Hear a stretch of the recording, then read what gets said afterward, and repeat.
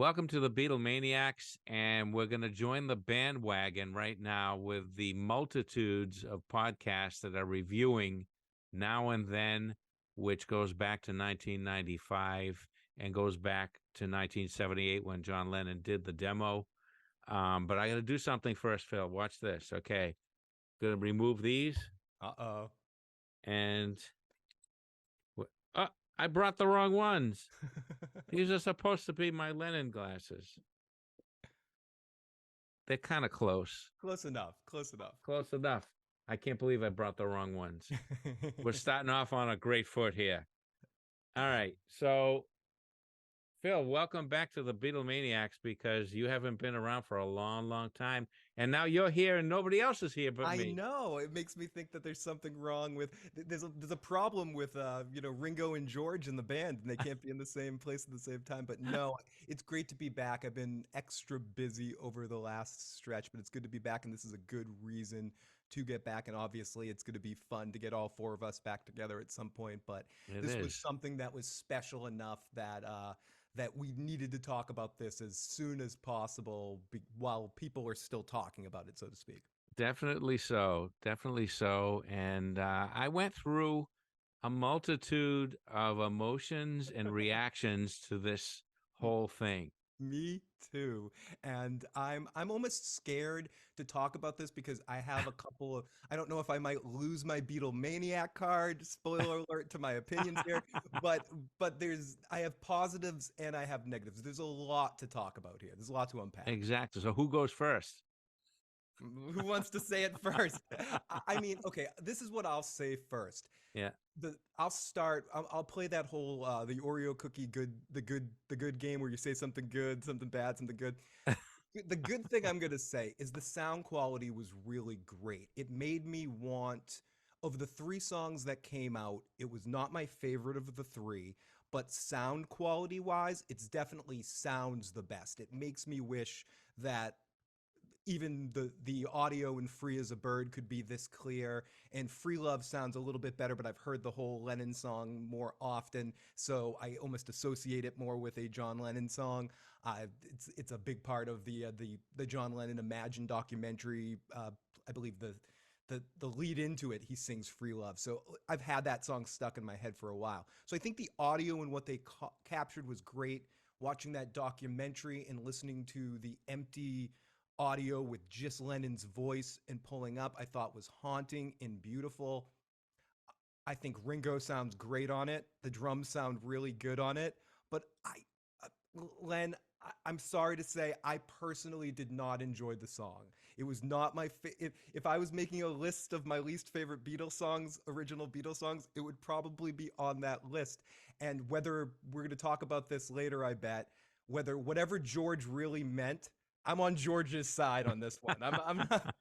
We'll get into that later, but that's my initial thoughts. I think it's a cool idea. The video was a little creepy.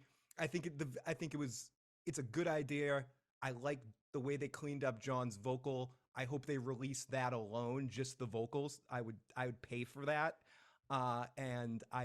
And those are my sort of headlines here. And I wish that they used the same technology on Free as a Bird because I would like to hear John's vocal a little bit more crystal. I think you're going to get your wish because I heard or read that they are going to remake Free as a Bird and Real Love with that technology because the voice needs to be separated from the piano. And did you know John Lennon wrote songs while he was watching television? And there was all kinds of noise besides the hum and besides the piano. There were TV shows in the background, I guess, on some of that tape.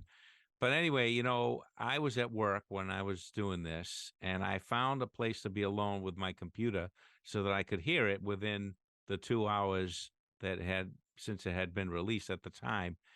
And my initial reaction was the same as yours. I was like, oh no, I just not, oh no, because it was just really, really bad, but it wasn't Beatle quality. It wasn't Beatle quality in my view. Then I brought the link to one of my colleagues and listened to it on a smart board because I work in a school, and the smart board has these speakers that let you hear a lot more dimension, and I could hear a lot more of the instruments, but it still sounded like, I don't want to say wall of sound like Phil Spector, but it's kind of sounded like a wind machine, I guess. With it, I couldn't distinguish the backing vocals, the orchestration. I couldn't distinguish that stuff, and the, so I heard it a third time again on my computer, and I'm thinking about it. I went to sleep. And the next day, or actually that night, or the next day, before I went to work, I saw that the video was released. And the video blew me away. It's Now, interesting. I'm a video guy, and it blew me away so much. And I'm not ashamed to say this, it put me to tears, literal tears, because it just awakened so many memories, and seeing John dancing around and seeing them all healthy and young and full of enthusiasm, plus hearing it at the same time, I could now distinguish, there's Paul's bass, there's the where the orchestration belong. I could actually, it helped me to separate the sounds that needed to be separated, and I appreciated the song a lot more than when I had first heard it the first two times. I'm not saying it's definitely not Magical Mystery Tour or Strawberry Fields or Fool on the Hill or Eleanor. It's definitely not in that category. And the reason is, and I was talking to my friend Ted Rogers. Do you know Ted? Yeah, I've met Ted. Or Yeah. So Ted's a big Beatlemaniac. In fact, he should be on here. We were talking about it, and he actually messaged me about it, and he was saying, "You know what's missing?" And I said, "What?" He said, "You can't really sense the collaboration." yeah, The collaboration, and you and I have talked about this a lot, Phil, about collaboration and that aura. Like when we watched the Get Back movie, you could feel the vibe when Paul was writing that song, that John and Paul just had to be in the same room. yeah. And, I mean, they're separated by decades, they're separated by life and death. I mean, it's really, uh, people are going to say I'm nitpicking. It's a Paul McCartney and Ringo Starr project. It is, and it feels like it has that, especially on the turnaround after the first verse, the where the word love comes in. Yeah, It sounds very Paul, and I want to separate my appreciation for the song as a song, and I agree with what you're saying. It that zest for life, that almost feeling like what's wrong with the Frankenstein monster? It walks, it talks, but there's yeah, there's not that thing of life. I think there's a Poe story about that when the creature comes back but isn't quite alive. I yeah, but I do feel it does have some life. I agree with that in the video. I think the video at moments comes off a little like over the top. I said creepy in the sense of how real it feels, but I'm also a video guy, not as much as you, but I was taught by you, and yeah, videos, just as much as me. right, videos in my heart and in my soul, and I love that. I almost, as weird as it sounds, wished that I don't mind a couple shots. I would have liked the modern day Ringo and Paul, and this is just a structure aspect of the video, to only be at the end and the beginning of the video, watching it, and then going out and having it all just be their career focus in that. Because I think when you see the real Paul interacting with the younger versions of himself, it took me out of it for a second, and that's when it gets a little bit, but you can tell how much fun that Paul and Ringo were having doing that. And I agree that this is what I wanted to say, that everything I everything I had to say about it, and necessarily not feeling the song and agreeing with what Len was saying in the sense of it being even structurally competent, all the musicianship that went into it with the orchestration, that feels very much like Paul as well. It's not my favorite Beatles song, it's not my favorite Paul McCartney song. I've been singing it for 2 days. It's Yeah, stuck in my head. yeah, It's catchy enough, just the melody that John's singing. It's Whether it's good or whether it's bad, that just shows the magic of John Lennon's voice, that yeah, even within a song that I don't think is one of his best, that he maybe wrote while watching Sesame Street with with Sean. with Sean, yeah, and avoiding Julian's calls. No, but sitting on the couch. That's that's the magic he had, and Yeah. I think you still feel. But and that's what's weird about it, Len. You said it's a Paul McCartney and a Ringo project, and it is. But what is interesting about it and unique is the songwriting aspect comes off as a throwaway song on a John Lennon solo album, Yeah. like something Yeah. that may or may not made the cut instead of kiss kiss kiss kiss me love, like, or it was like an out track for one of the what on Double Fantasy or something. I'm not saying it's a bad song, but it's just, Yeah. again, it's almost an you almost feel like it's a John Afterthought song in a sense. It was as I first watched the or listened to the song, I came up with this. It's an emotional experience rather than a musical experience. Well That was said. my first reaction. Okay. And that echoes kind of what you're saying. It kind of summarizes what you're saying, I think. That song had been around for 20 years, and there have been innumerable versions by fans on YouTube. I'm sure you heard it. Yeah, I've heard it before too. Now, I was looking at Facebook because I follow all these Beatle groups, and there's some really interesting conversations on there. The reactions to this were like a Trump versus Biden or a Trump versus Obama kind of a thing. If anybody said even a shadow of what you and I are saying now, they would get pounced upon with like hawks with talons. Yep.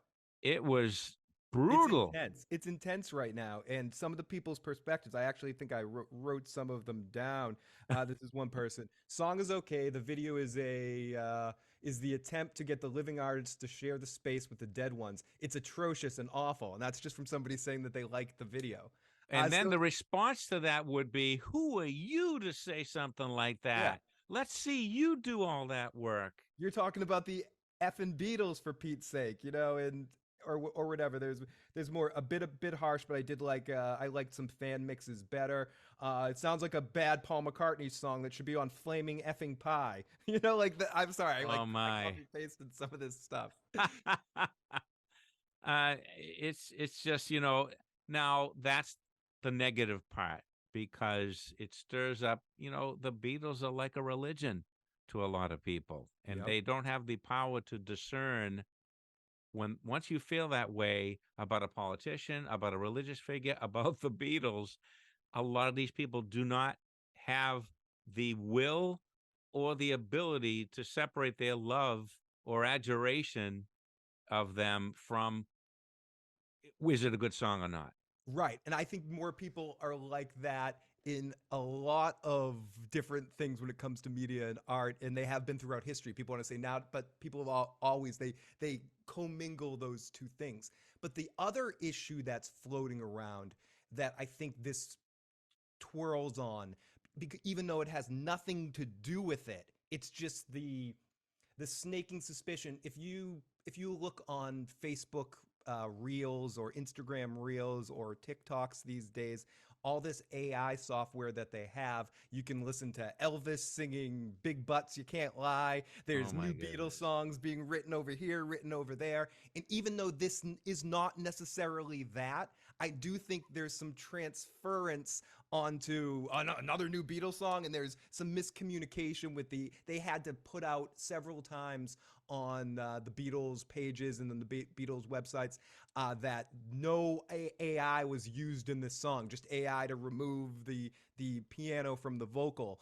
But this is another issue that I think, even though this song doesn't have a lot to do with it, it's becoming a rallying cry for a lot of the anti-musical AI situation that's going on too. That is this, as the technology increases, and if Paul McCartney wants to do it, if 105-year-old, hopefully Paul McCartney wants to sit in a lab with AI Beatles stuff and create a new Beatles song, do we allow him, or is do we have any say to stop him from doing it? Because I do think one thing that's interesting in that Beatles documentary, and it's absolutely true, if technology is pushed, the Beatles would have wanted to do it. That's how they got involved with an idiot like Magic Yeah. Alex. Yeah. They would Yeah. always want to do the highest, craziest technology thing. And when Sean Lennon's talking about that, like my dad would have loved this. My dad would say, "AI my voice forever."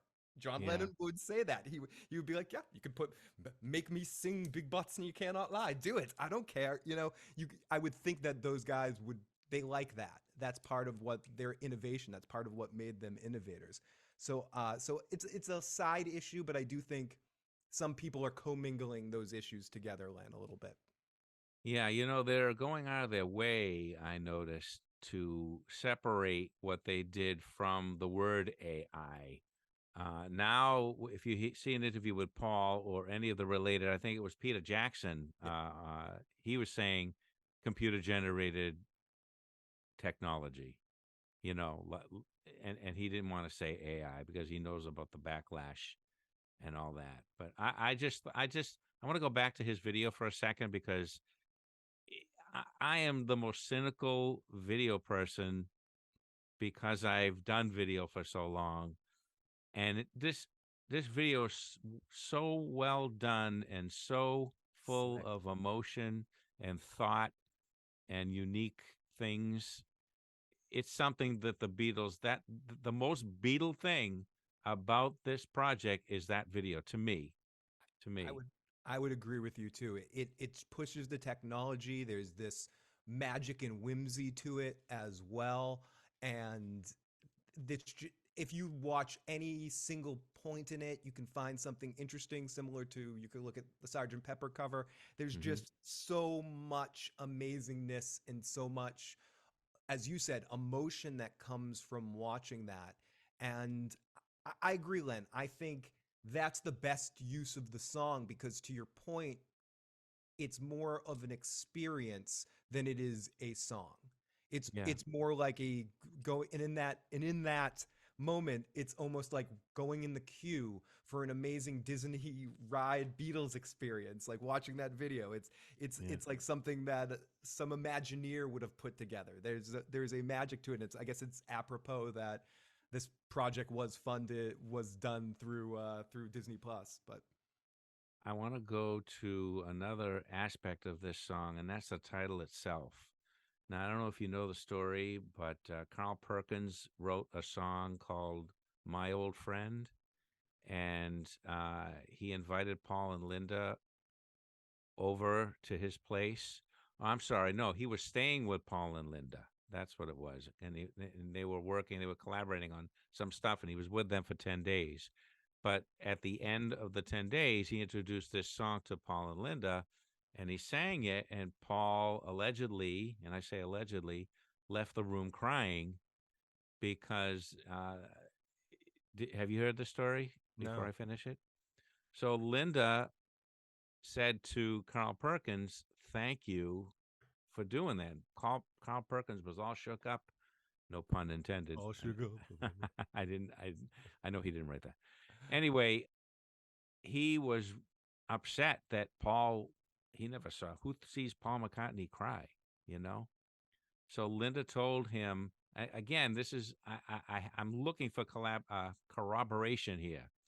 She told Carl Perkins that the last time Paul and Linda visited the Dakota to see John, or maybe he was alone, when Paul was leaving, he put his hand on his shoulder and he goes, "Think of me now and then, old friend, my Oh. old friend." So now a lot of the people who hear that song and know the story are thinking that John sent Carl Perkins that lyric or that song from the netherworld. And it's supposedly corroborated by, I was pressing some Beatle fans who were just swallowing that, without question. Um, it's on Goldmine magazine or something, supposedly, but I can't find that. I'll send you a Yeah, screenshot I'll of do what I'll I'm do some talking about. snooping too and stuff like that. But even if that isn't exactly true, the whimsy of that is magical. Yeah. It reminds me it's not the same thing, but we've talked about this before.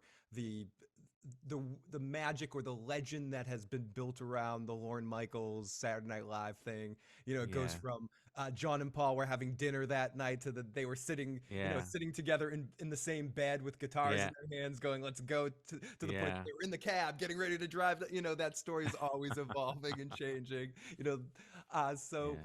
So but I do love that stuff, and I've also saw a lot of people wonder. I, I've also seen a lot of people asking the question if the song is about Paul McCartney, if the lyrics, if the thoughts in the song have anything to do with John's relationship with Paul. And I mean, a lot of people have asked that about many songs, but I think if you asked John Lennon that question, if he was alive, and you asked him what any of his songs meant, I refer to it a lot. But please watch if you haven't already, the Imagine documentary with John Lennon. People watching this, it's an excellent John Lennon piece, and some guy, a homeless gentleman or a hippie, breaks onto his lawn, sleeps there, and starts going, "What do your songs mean? They're about me." And first of all, he corrects him and goes, "Paul wrote that," and he's cutting him off. And then he basically says, "It's like when he says, 'Boy, you're going to carry that weight.'" He's like, "You were talking about me," and John goes, "No, Paul wrote that."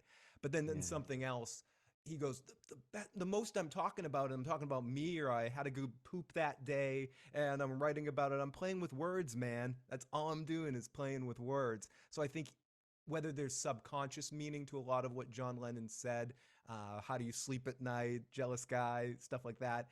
I I think if you ask John, maybe unless he had a few drinks, he'd probably say, "I don't know. I just write. It just comes out of me, and I don't know what it Yeah. means." Well, John had a habit of changing his story about Yeah. many things. So Yes. it's very hard to know. Even if he was alive, it wouldn't be much more clarity than him being dead, to be honest, because if you listen to him in 1970, he was bitter about everything. If you listen to him in 1978, he was more nostalgic about everything. Yeah. So, they disagreed on a couple of songs. They disagreed on who wrote the melody for In My Life, and they disagreed on who wrote the bulk of Eleanor Rigby. Those are the only two songs that they really disagree on. And that's a pretty good track record, I think, for all those years. You know what I Yeah. mean? And even all through those years, I think if you listen to their solo material individually, and obviously with Paul being the machine he is, and being alive for so much longer, he has more of a backload of stuff to listen to. But you were saying this earlier, and it's the thing missing within this. But every Beatles song, even through the White Album, when they were more individualistic, they they're not in the room, but they're still in the room. They're still Yeah. writing it with the intention of, I have Yeah. to impress this to Paul. I have to impress Yeah. this to John to get past the Beatle Exactly. line that never ceased to exist, which is why Abbey Road existed for the first place. We can go back and watch the Get Back documentary and have a newfound respect for that at the moment. But the Beatles themselves thought Let It Be was poop on a stick. And they Yeah. wanted to get back together and do one great thing. And that's where you get Abbey Road. They always had that higher standard, as much as, Right. you know we I hear I Got a Feeling, and I'm like, "Oh, that's such a beautiful contrasting melodies between John and Paul." Right. They think that's like, that's not a perfect song. We never finished that song right. Right. So I appreciate that limit. So my question asks that. So if Paul and Ringo like this, who the hell am I to have an opinion like that? If Paul Yeah. and Ringo are feeling this song, I'm happy they got to do it, because for them it's the experience as much as it is the result. And we, I've kind of hoped Paul and Ringo would work together more, and here you go. They did it. On that cassette that said for Paul, do you know what songs were on there? There were four songs on there. No, Free as a Bird was one, Free as right? a Bird, Real Love, Yep. And Now and Then. Now and Then, and Grow Old with Me, Ah. which was on the Milk and Honey album that John made. So they couldn't remake that one because it has already been released as a solo project, you know? One, not that I want this to happen necessarily, but not you have to wonder that Yoko probably has more tapes and cassettes and things Oh, like that I'm sure. around. I'm sure. I mean, yeah. I He mean, he was always writing. I mean, the thing about John Lennon is he's walking to the kitchen and I'm going to get some dinner today. I'm getting my dinner. I got like he's Yeah, just he just feels like the kind of guy that's always writing songs. And if you probably. ask Sean, Sean says that he was in on that documentary you sent me. Sean's like, people think he wasn't writing songs. He would always had the guitar. Every time he was watching me, he had the guitar in his Yeah, hand and he was singing yeah. and writing something. Now, Len, this being done, would you like to see more if more Lennon tapes got unearthed? I'd be curious about them naturally, but I don't think that they should be labeled the Beatles, no matter who works on them. I just it anything that's John said it himself. Anything that has the Beatles name on it, people are gonna eat it up, no matter what it is. You know, and nobody can be objective about it. And the music, even though you're releasing music, that music is kind of tainted with that aura. If it's bad, it's going to be judged worse. If it's good, it's going to be judged better than it really is. So I'm sure, throughout history, whoever is in charge of the archives, and I know Paul alone has a team that's in charge of his archives. It's going to come out. Some There's going to be something coming out long after we're all dead. Yeah. It'll still be that. That's how much material I think all four of them have, or at least three of them. That's my opinion. So it's a marketing kind of a thing. How often do you release stuff like this? You know, so you don't burn out the catalog.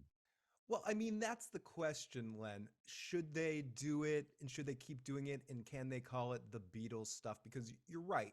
Whether it be in extra recording sessions throughout the years, I mean, everything that was on the White Album, it's hard to believe there aren't some outtake songs that didn't quite make it that exist in the ether out there somewhere.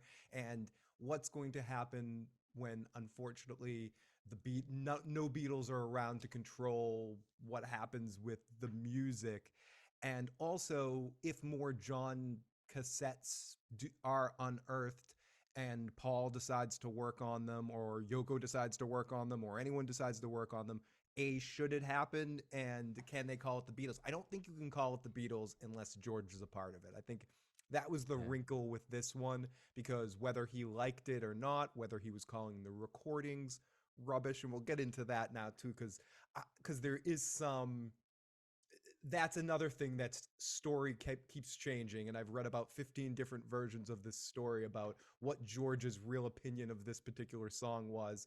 And basically what George said at the time when he recorded his tracks, and they say he put his all into it. He recorded a test track or scratch track as we call it sometimes. hmm And some of those were used. They simulated. Paul did a George-like guitar solo, and to inspired by George, and they coupled it with some violin stuff that kind of gave it that George feel, and you feel George's energy as part of it. But in 1994/5, when they were working on "Free as a Bird" and and "Real Love," I think I called it "Free Love" earlier, but "Real Love," they it's free as something. It's something with it's love. It's beautiful things.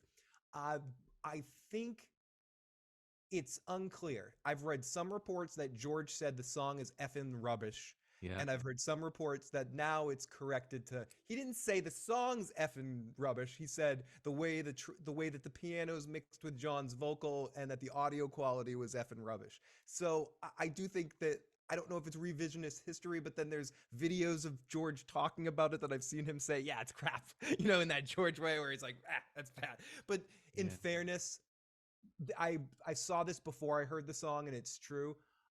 There's probably 5 to 10 John Lennon and Paul McCartney songs that both Len and I individually would say these songs are amazing, that George probably thinks is crap. He knew them. It's like they're his buddies. Paul McCartney was his big brother essentially. hmm You're never as big of a fan of I'm sure there's a lot of John Lennon songs and I'm like, that's beautiful. George is like, oh, John's an egotistical pig on that one, or something. George had an Yeah. interesting perspective. But Len, what have you heard about George's perspective on this song and all of this. Have you been able to clear this up any more than I have, or is it a hodgepodge of different stuff?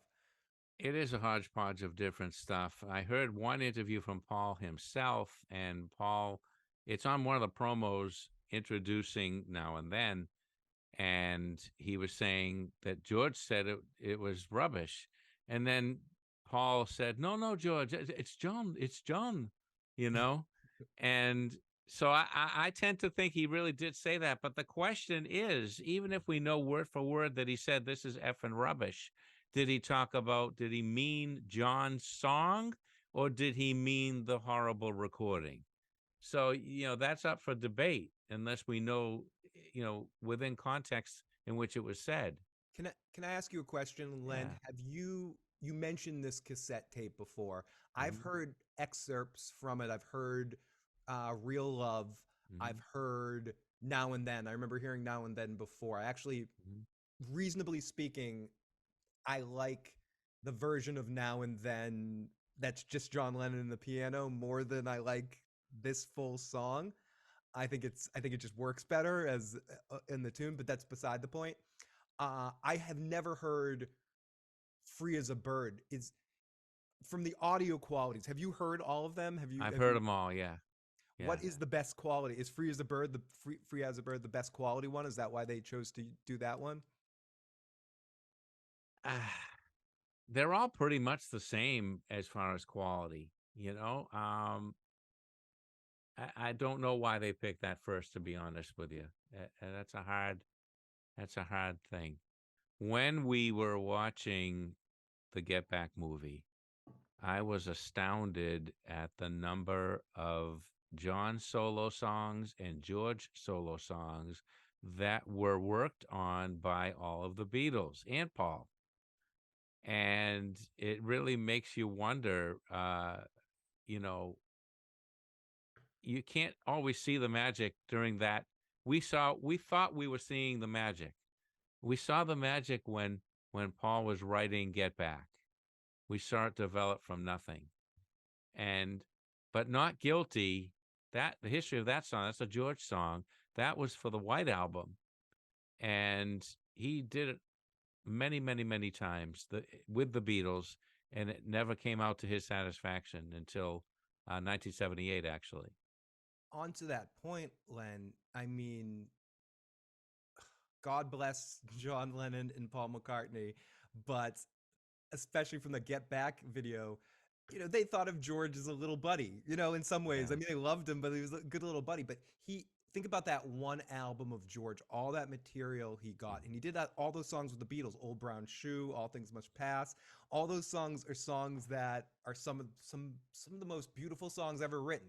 I yeah, want to give George his due. He's written some of the most amazing yeah, songs yeah. ever written individually on that one album. He has one of the best single solo Beatle member records. That one album that has just all those amazing songs. But Old Brown Shoe ended up on the Let It Be compilation. It Oh, was what? not on. It was not on All Things Must Pass. Okay. So sorry, I'm a nitpicker there. Oh no, nitpick me It, away, but it- I almost consider it. But that almost serves my point in a sense to say that all those songs were general, and to your point as well, that all those songs were generally written together with the yeah. Oh Beatles yeah. influence all in that circle. But for whatever reason, John and Paul were like, "That's not good enough yet, George, because you only get two tracks." So of course they're gonna pick "I Me Mine" or you know uh, Frank Sinatra's favorite Lennon and McCartney song, "Something in the Way." You Yeah. know, it's George's, and again, I guess just for a moment to give George his due because John and Paul get the Mozart treatment. George is pretty damn good too. It's hard when you're in a group with those guys, and I think that tenacity or that saltiness as people call it nowadays a little bit with George saying a song's effing rubbish and Paul having to be like it's John and I could just see Yeah. George's face. Yeah, John wrote some crap too, you could just see I could hear it in George's voice. You appreciate why George had to be that way. He got a thick skin because he was the youngest coming in, and had to fight the hardest for the songs. Ringo, if they didn't tell Ringo to sing, he probably wouldn't have sang.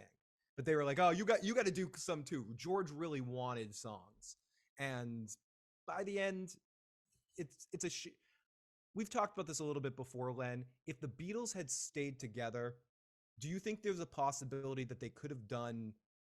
I called it the Wu Tang thing because Wu Tang Clan did something like this where they had the main Wu Tang album and then released a bunch of solo albums under the same label and then would come back together to do albums together. Is there a universe where it could have worked if Alan Klein didn't happen and they were able to find a management that they could agree together where maybe they would have taken some breaks and McCartney would have done McCartney and Wings and toured. John could have done the Plastic Ono band. George could have done Traveling Wilburys, but they come together every 5 years to record an album, and it's all and they use each other as session musicians on albums and stuff. George suggests that in the Get Back album. I'd love to do an album of my own on Apple. Could Yeah. that have worked in the Beatles universe? I don't think so, and only because George's resentment by 1969, 1970 did not let him recognize that he needed anybody else. He wanted to break free from Paul's domineering Tyranny. influence. And I say domineering influence, but Paul McCartney doesn't strike me as a domineering type of guy. He's just a perfectionist. Probably he was fed up with Paul always being right, you know? Because 9 out of 10 times I think he was right. For example, on the song Something, George was telling Paul that the bass is too busy. Now, the bass almost makes that song, you know? And the bass, especially on Old Brown Shoe, really makes that song. Mm-hmm. And George let him have it like grudgingly that he let him do that. Yeah. He wanted to improve whatever he worked on. He wanted perfection, whether it was his own songs. Naturally, he did more takes on his own songs, like the infamous Maxwell Silver Hammer on Abbey Road, and they all They resented all that. hated. But Yeah, they all ended up hating that song because of it. from what I see, and on Obla Di Obla Da too, from what I see, though, he was a perfectionist on the other songs, and that's why they were so great. If they had solved their personal difficulties, it might have led to a lesser product. Because Paul won the arguments, I wasn't there. I can't claim to be there. But I think just by all the things that I've read and all the things that I've heard and all the interviews that I've seen, that if Paul was less of a perfectionist and more democratic in the group, I think the music would have suffered. Yeah. That's like saying you wouldn't want Michael Jackson to be flashy in the Jackson 5 and just be one of the group. Like Paul McCartney from the years of for a 12-year period of time was some of making some of the most genius music of all time, and I agree in all those moments, whether it be a solo in Hey Jude or in most arguments that you see in Beatles history, Paul's right. I think that's why, to your point of what you're saying with George of like working on songs and then having to always deal with Paul always being right. You love people like that, and I don't. Paul does not come off to me either, especially in watching those sessions, which historically would probably people would say this would be the worst section of Paul McCartney and the most controlling he was because the rest of the Beatles were the most apathetic in like the Get Back sessions. But even within Yeah. that, he sort of leads with this reluctant, oh I have to do this, like he doesn't want to boss people around. He wants to be a nice guy, and but he's a perfectionist and he hears it in his head and he knows how it should go, and unless somebody comes to him with a better answer, he's gonna fight for that, and then he's gonna sulk about it, and then he's gonna and be like, okay, we can do it this way, and put his head and make you feel like you got to do it Paul McCartney's way, and they all, you can see the looks on their faces where they're just like, yeah, Paul's right again, and and that's that's the thing about Paul McCartney. He usually was right during that session. Him wanting to orchestrate the second half of of Abbey Road as one big orchestration. What him and George Martin did with that created one of the finest pieces of Oh, modern day music ever orchestrated with the whole second half of Abbey Road. Maybe I'm biased because that's my favorite Beatles, but I think it's almost unarguable how amazing that orchestration is. And then John gets that first half with the more song stuff. And what's interesting about that is I don't think people say John at that time wanted to, wind down his sounds, have more basic sounds. But that was just because he wanted to do the opposite of what Paul was doing. Because right. Paul wanted the orchestration, he wanted to have to argue with him. They both were like that. John and George, to your point, I think had gotten to a point where enough is enough. I gotta. There's only so many times Ed McMahon could just say, "Yes, Johnny, you are correct." Eventually he's just gonna step over there and go, "Ah, no," and pop of one. Yeah. You know, Yeah. and Ed did get drunk one night, and if you want some hilarity, look up Ed McMahon drunk on the Tonight Show on YouTube, kids, and laugh your butt off. It's fun. Johnny Carson's making fun of him the whole time. Sorry, side note. That's funny. So, what you and I agree is perfectionism. The people, especially on the internet and on the comments for Now and Then and so many other videos, is domineering. Domineering is not the same as being a perfectionist because, the other people had to go along, they went along with it because that was the way their personalities came together, Yeah, I mean, you know? Len, I think that gets confused sometimes because some people are both. Someone like James Brown, for instance, has a history of being a perfectionist, but I've also seen videos of the way he talks to his band. Trent Reznor's another example of that, the guy from Nine Inch Yeah. Nails. I watched on stage him beat up the members of the band. It wasn't an act. He was upset about the way they were performing his songs because him at home Oh, records all his songs. Billy Corgan from Smashing Pumpkins in the first album recorded all the instrumentation and never felt like the musicians he had in his band could play it as well as he does. Perfectionist and domineering. Paul McCartney wasn't, to me, domineering. He wanted the success of the overall group, even in the point where he always wanted to be a part of a band. mhm. And even playing with Nirvana and doing something like that. He wanted to just be part of the group. Like, I think more than he cares about his own, he just doesn't want to sound like doo doo. He never wants to sound like doo doo. Right. Right down to the bass playing on Now and Then is his stamp, okay, unwittingly. But Paul McCartney, if you listen to Now and Then one more time and listen for the bass, you'll hardly hear it. My theory as to why is because, again, he's always being accused of being domineering and being an egomaniac and trying to take over.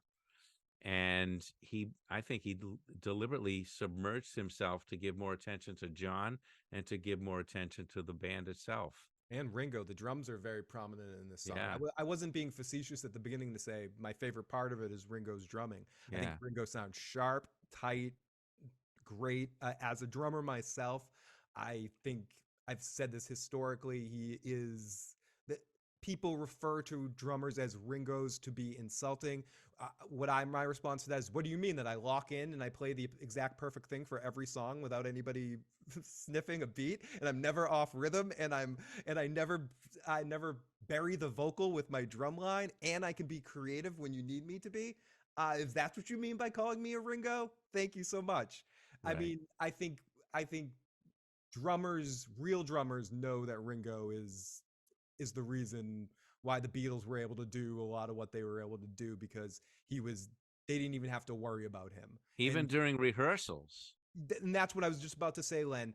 I think if you haven't got the love for Ringo yet, watch the Get Back rehearsals. Just watch how Exactly. he anyone who's ever played in a band, and I've been a drummer and I've been not the drummer in a band, drummers don't let you do what Ringo lets you do.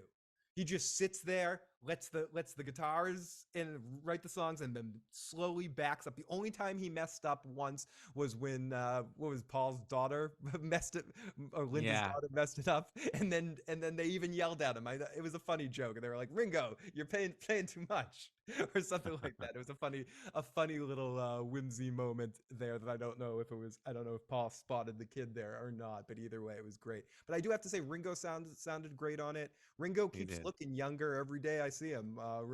Ringo's gonna outlive us all, hopefully. Knock on wood. Well, I mean, I have to be honest. He's trying to look younger. I Yes, think he is. that's Yes, he is. Just he's keeping the Just for Men company in yeah, business, Len. But that's yeah, beside the yeah. point. I was doing that for a while, but I grew allergic to it. Imagine that. I did this white right here. This was already pretty white in my Yeah, 20s. yeah. So, I felt insecure about it in my 20s and 30s, and I did it for a while too. But The two songs, aside from Now and Then, all right, that I think that the drums really come alive almost, and they are like a character in the song, are Rain and Long, Long, Long. those are two great ones. They're just amazing. I never knew drums could sound that alive. And that's the thing about the Beatles, Something the as well. real Beatles. What?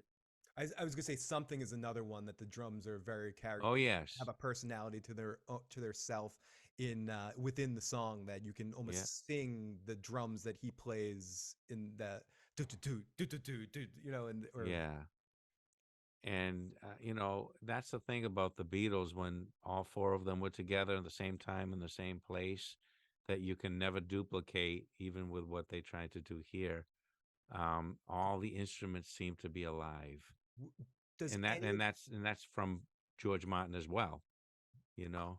100%. I think you feel that's why Abbey Road has that magic where some parts of the Spectre stuff doesn't necessarily do. Out of the three songs, Len, which one do you think captures the magic the best?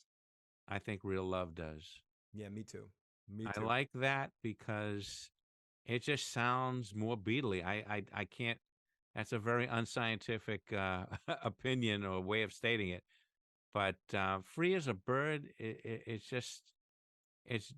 I feel like John's out of control there. Like there's no mediating I influence. have trouble hearing John in "Free as a Bird" to be honest with you, and I feel like it's almost a lineup song. Like here's John, here's Paul's turn, Yeah, yeah, here's George's turn. Bump, bump, bump. Whereas again, "Real Love" sounds more like a real song. It actually just has that, and the what they add to it is more subtle rather Mhm. than being a part of the song. So I do think it's probably the best of the three for me as well. Now, the most important thing about Now and Then is what we don't hear on Now and Then. I'm not sure if you know what I'm leading up to here. There's actually a part of the song that is missing that Paul had cut out of the song. Yeah, it's the key change thing, the piano key. Where he goes, I don't want to lose you. Oh, no, no, Yep. no. And then it goes into use you or abuse you. Da-na-na-na-na-na-na. All that is missing. And then I'm not sure if this part's in there or not. It goes into da-na-na-na. I miss you now and then. Da-na-na-na-na-na-na-na. I think a version of that part, so Probably that that part part's in there. Yeah. that part's in there. The first part that you were singing is not, and I don't know if what they're planning on turning that into a separate song later, No. but I've heard that from a few people, and also I know they wanted to raise the vocal up, but I don't hear the piano at all in there anymore, Yeah. and I do think it added something that maybe they even should have Yeah. started the song just with John and his piano, and then built the rest of the song around that. But who am I to question the Beatles? I Hmm. do think you mentioned his name before. We've talked a lot about one George tonight. George Martin? Well, we've talked about George, but meaning George Martin too. Uh, if he was able to Oh, have been Harrison. a part of this project, Yeah. I think it would have sounded even better too. I think I would have trusted Yeah. his hands on this in a studio more than even Yeah. Ringo and Paul. Just to be able to kind of use this technology to orchestrate that, and even so, I think rest in peace, George Martin. Getting back to Free as a Bird. All right. The reason I think that I really didn't like Free as a Bird is because, for once, Paul was afraid that George would leave, because if you look at that video, George does not want to be there. If you remember, when they were jamming, he only wanted to do a short version of whatever song that they were doing from the 50s. Can't remember which one it was. But the guitar settings and the way it was produced, it sounds like and Jeff Lynne was his buddy. It was like a George Harrison solo album. Listen to the solo on Free as a Bird. Yeah, I'm Listen to the hearing it in my guitar head. Yeah. setting. It doesn't sound like Beatle George. It sounds like Traveling Wilburys Wilburys, George. yeah, it sounds like Traveling Wilburys, George. Yeah, Yeah. maybe even the way the vocals take turns, the way the two vocals come in, and Yeah. the way almost Paul's voice and George's voice is almost Yeah. indistinguishable in that song too. They come in, and that's an interesting take. I'm gonna listen back with that mindset right there. Yeah. Yeah. So I'm curious what Dave and Seth will think about all this, and I'm sure we're going to revisit it. And I hope we can all be here together for that. 100%. And Len, that's the last thing. It's you were talking about this with a few different people. It's divisive on what people's reaction is. I Yes. sent it to a few members of my current rock band to just like and say, I'm not gonna say what I think. What do you guys think of this song? And I played the song, and they both responded with vehement, "Oh my God, this is awful." I said to one of them, "Oh, you don't want to cover it?" And he says, "Yeah, cover it in gasoline and burn it and pretend it doesn't exist." And then I Oh. played it for another friend that loved it and is humming it and added it to their Spotify list, and it's Yeah. part of the circle. So it's definitely having a lot of uh, interesting interaction where when Free as a Bird and Free Love came out, Real love.